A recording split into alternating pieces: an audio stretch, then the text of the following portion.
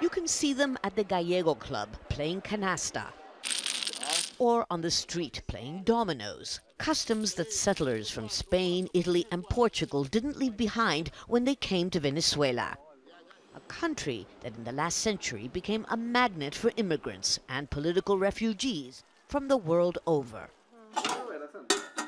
But that was the past.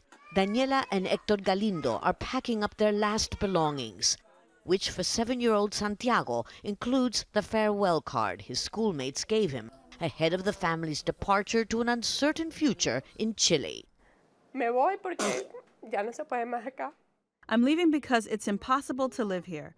I'm heartbroken. I never wanted to leave my country, not even to study abroad.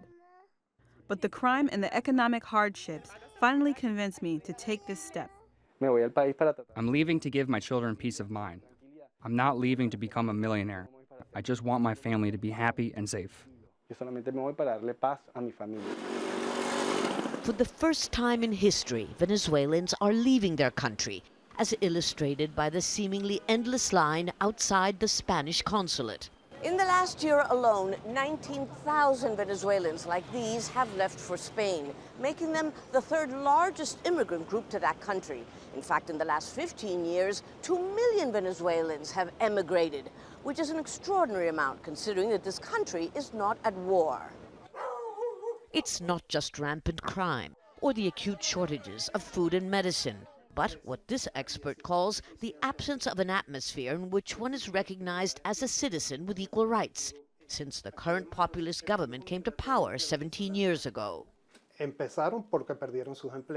began with those who lost their jobs, continued with those who lost their businesses, continued with those who lost their future. They're immigrating for fear of crime, but also judicial insecurity, and more recently, for strictly economic reasons.